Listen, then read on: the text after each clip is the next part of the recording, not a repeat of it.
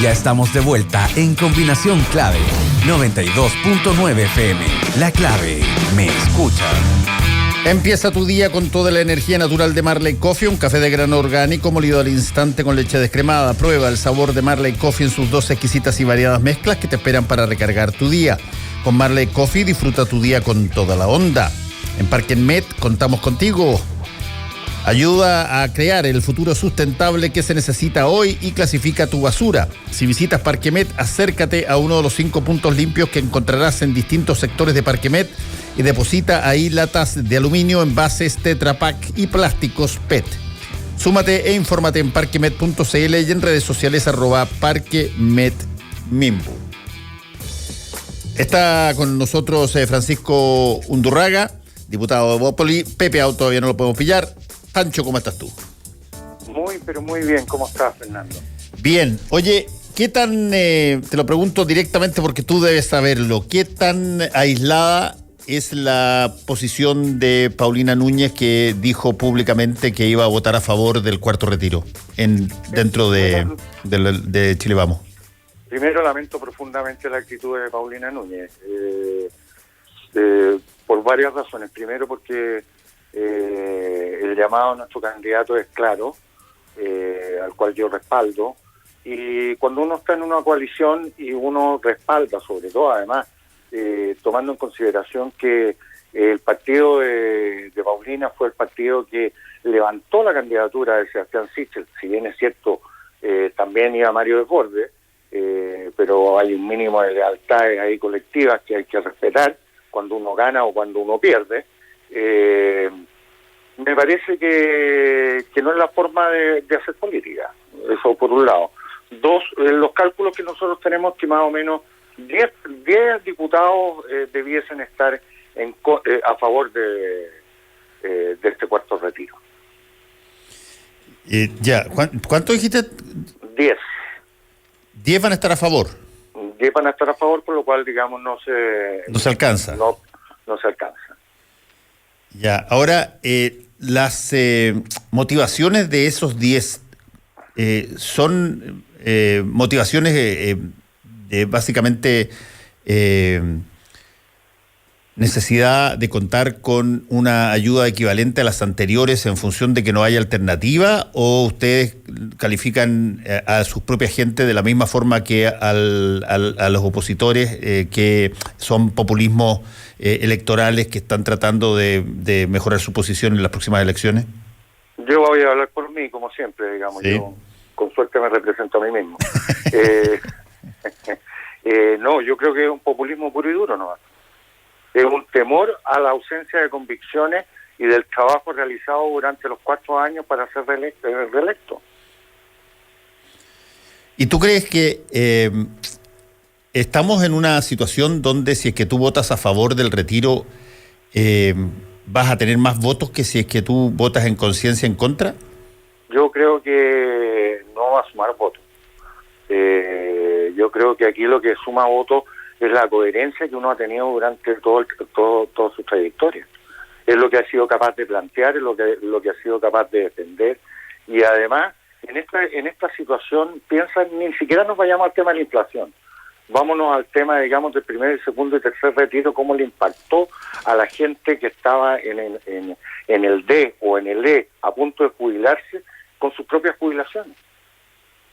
Sí, yo he escuchado, pero todo tipo, Pancho, de casos y ejemplos que se ponen, algunos para apoyar los retiros, otros para estar en contra de los retiros, dependiendo de cómo se utiliza el relato, digamos, desde aquellas personas que dicen, oye, pucha, el propio Ministerio de Hacienda calificó muchos de los primeros retiros como un impacto muy fuerte, muy potente en la recuperación de la economía, mucha gente que incluso ahorró plata, que pagó sus deudas, que mejoró sus condiciones y que eso generó una mayor posibilidad de ventas en el comercio, y hay otros que miran de otra manera este asunto y dicen, mira, quedan solamente 5 millones o 6 millones de personas con plata en sus cuentas.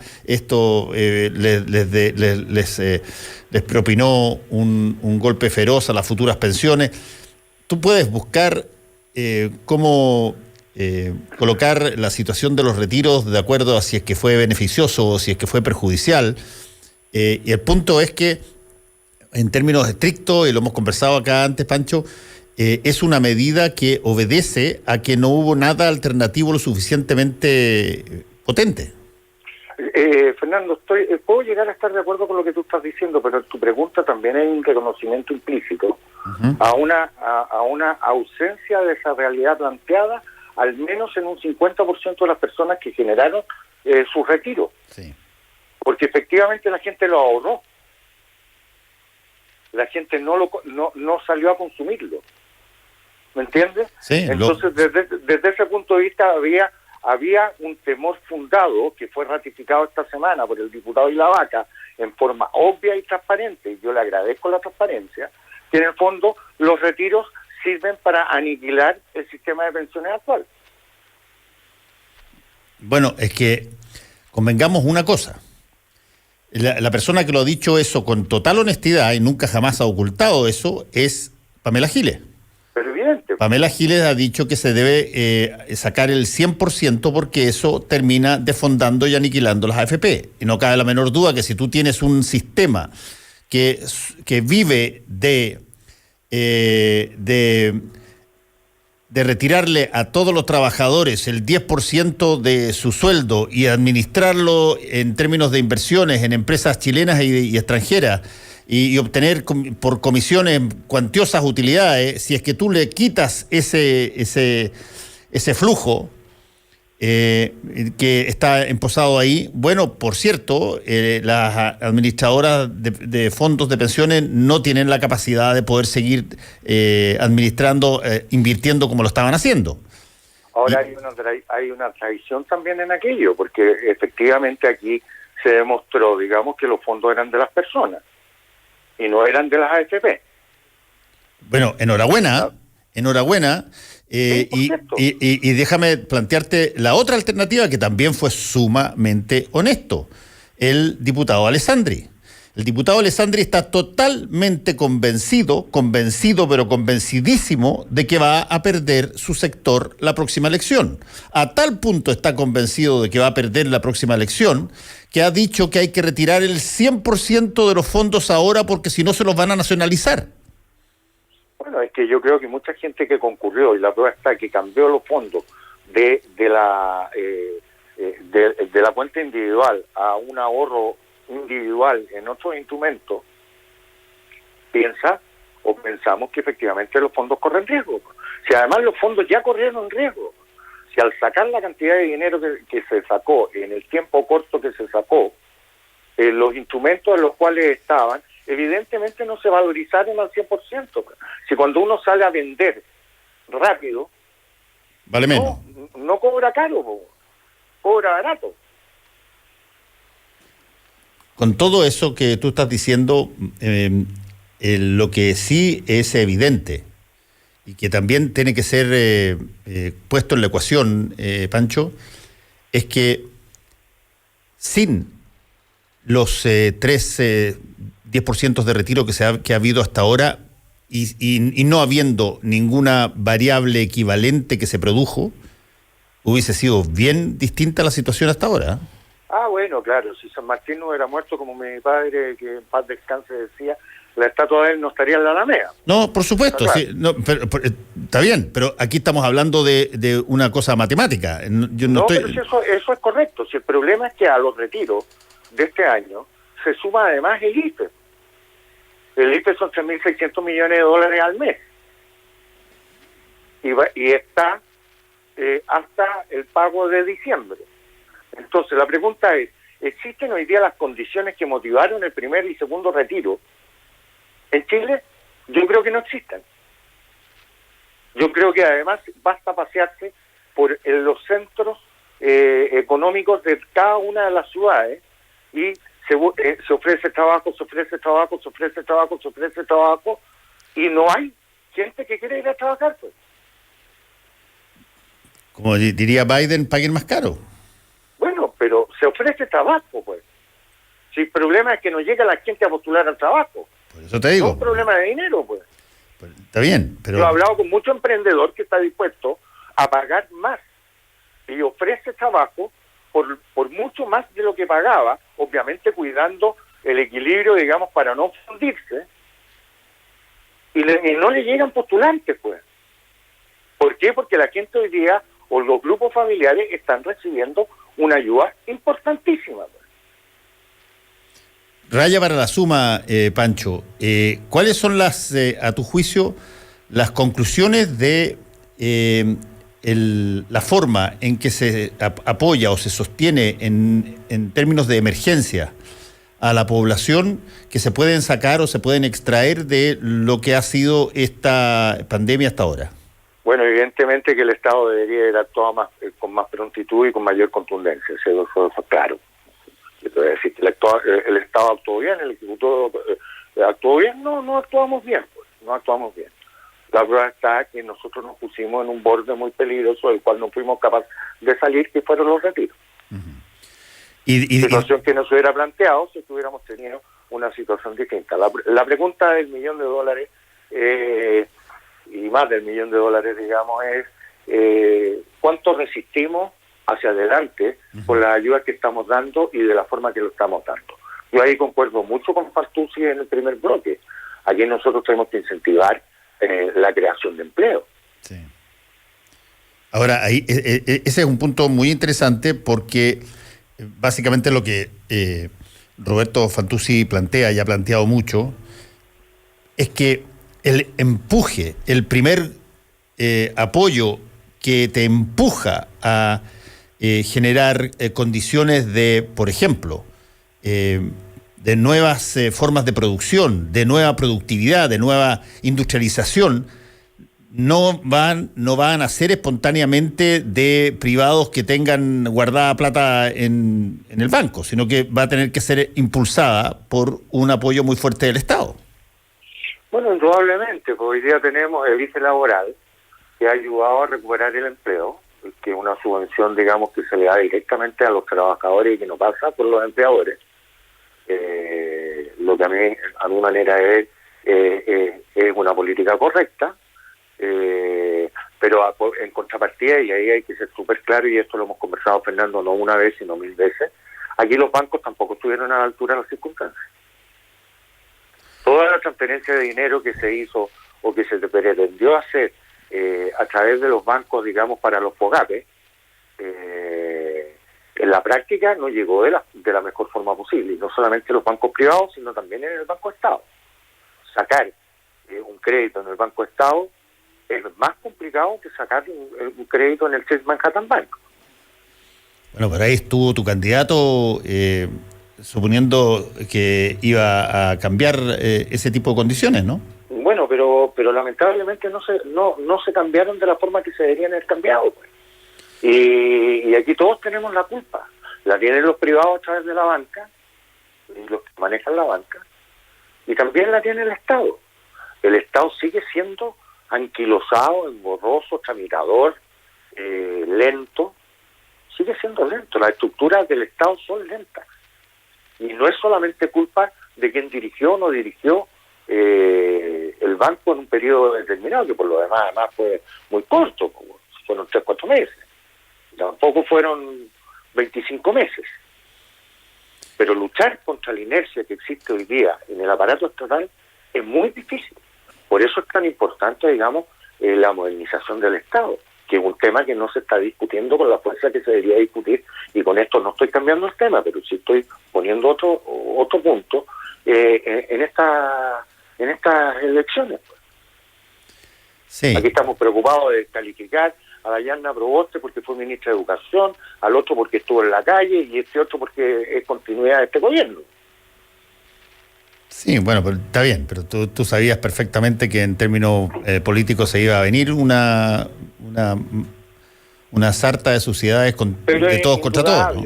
Indudable, pero estamos en un punto de inflexión histórico del país. Entonces yo le exijo a los candidatos, y me exijo a mí mismo, digamos, no solamente sacar la ventajilla corta y la victoria pírrica, sino efectivamente hacer lo que se hizo el 11 de marzo del 90. Cómo proyectamos el país para los próximos 30 años, y eso no solamente en materia de la constituyente, que por cierto es fundamental, porque tiene que generar las bases para una propuesta constitucional que determine un camino. Pero el sueño país no lo podemos entregar solamente a 155 personas. No, pero esas 155 personas tienen una capacidad que no tiene todo el Estado, porque muchas personas en el Estado no han sido elegidas, de haber sido las personas en las que la gente depositó la confianza de que en ese crisol donde hay distintas visiones, distintas maneras de enfrentar la realidad, la suma de todo eso va a ser mucho menos que el resultado final.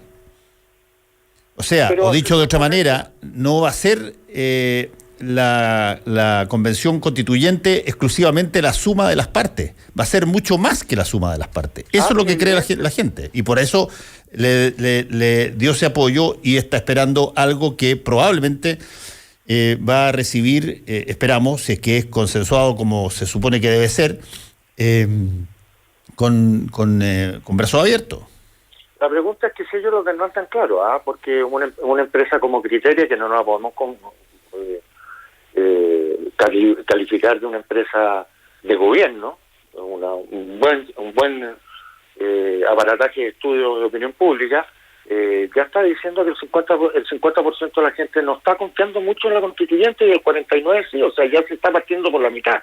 Sí, y fíjate que eso es algo que yo se lo escuché a varias personas que creían que en la forma polarizada en que nosotros estamos no iba a haber consensos específicos o grandes acuerdos en materia de aceptación de la Convención Constitucional hasta que empezaran a, después de todos estos pasos previos de reglamento y protocolo, hasta que se empezara a discutir las cosas y esa discusión empezara a generar consensos al interior de la Convención, como ha pasado en las convenciones de todas partes del mundo. Pero eso es evidente, pero hay que cuidar también las formas para proteger el fondo. Sin duda. Y una forma de cuidar las formas para proteger el fondo es no basurear cualquier cosa que salga de ahí, menos con poniéndole hashtags de circo constituyente a cualquier cosa que diga alguien de la convención. Bueno, en mi caso y en el no caso es tu caso, tú sabes que no estoy hablando de ti. No, evidente, y nosotros estamos haciendo un esfuerzo efectivamente para que la centro-derecha sea parte de la solución y no sea parte del testimonio del problema. Además que es muy importante que esté ahí y que porque una de las gracias que tienen las convenciones constitucionales es que participan todas las partes y por lo tanto esas partes tienen la obligación de dar a conocer su parecer y de plasmar y discutir y consensuar formas que después se presenten a la ciudadanía. El solamente vociferar oposición no te va a dejar naturalmente fuera de lo que se va a producir ahí. Pero eso es evidente, porque nosotros queremos ser parte. Y además porque este sector político ha sido parte también fundamental, no solamente de los desaciertos, sino también de los aciertos de la construcción de la historia de la República. Y no se puede restar en este minuto. Y no se debe restar en este minuto. Al contrario, con todos los pros y contras que tenemos todos los sectores políticos, tenemos que ponernos al servicio de esta nueva historia, de este nuevo inicio de historia de la patria. Sí. Y no podemos caer en lo que cayó la derecha argentina, que dejó a Argentina para jugar polo y se llevó todo su dinero, digamos, fuera a Europa, pues. O Venezuela, la derecha venezolana que se restó de todos los procesos democráticos y le entregó el gobierno a Chávez y posteriormente a Maduro, pues. ¿Cierto? No participaba siquiera de las elecciones. Evidente, pues. Entonces nosotros tenemos un deber no solamente cívico, sino ético y moral, ¿no?, de efectivamente ser parte activa de reconocer nuestra propia historia, de ver cómo salimos hacia adelante, enmendar los errores que hemos cometido como sector y ser parte. Bueno. Tenemos el legítimo derecho, además, igual que tiene el legítimo derecho la lista del pueblo de estar ahí. Sí, bueno, ahí tenemos una situación bien interesante, porque mira, tú ves hoy día que la lista del pueblo está pasando por un brete bastante grande ya después de haber tenido impases realmente impresentables en 2 candidaturas presidenciales, la última incluso con síndromes de corrupción, y ahora el CERVEL mirando a otras 2 coaliciones muy atentamente respecto de la presentación de sus postulaciones al Parlamento. Estas dos instituciones, una de ellas es el Partido Republicano y la otra es Apruebo Dignidad, quejándose de que ahí les informaron de que hay un problema sistémico que había en el software o en alguna cosa ahí, pero es bien curioso porque ustedes, se llama hoy día Chile Podemos Más, y en Unidad Constituyente, que estaban también exactamente igual, no tuvieron ningún rechazo. No, sí tuvimos rechazo, Fernando. ¿También tuvieron ustedes? Sí, nosotros no estaríamos presentando hoy día diputados en el distrito 19, que es Ñuble. Esto se provocó por una descoordinación, y yo estaba ahí, así que no estoy contando algo que me contaron, sino algo que vi. Cuéntalo porque... No, lo que pasa es que hoy día no se llevan cajas con papeles, afortunadamente, sino que todo se ingresa. Y esa pega de ingreso, digamos, la tenemos que hacer en simultánea los partidos miembros de cada una de las coaliciones que van, ¿ya? Y nosotros, por ejemplo, inscribimos en el distrito X a Juan de los Palotes, Pedrita no sé cuánto, María tanto, papá, ¿estamos de acuerdo? Sí, este es el orden, además, porque hay que darle el orden que va a ir en la papeleta. No, es que yo quiero ir primero, no, que yo quiero ir último, no, que yo quiero ir al medio. Ya, nos ponemos de acuerdo, tantos hombres, tantas mujeres, tanto desde el partido, tanto desde el otro.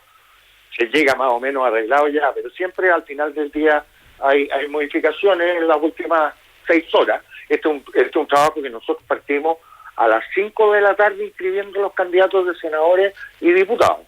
Y en paralelo inscribiendo los cores, que era un volumen mayor, digamos que estaban desde las 10 de la mañana. Dicho lo anterior, hay que apretar en simultáneo, ¿ya? O sea, ok, vamos al distrito 19, ya. 1, 2, 3, pa.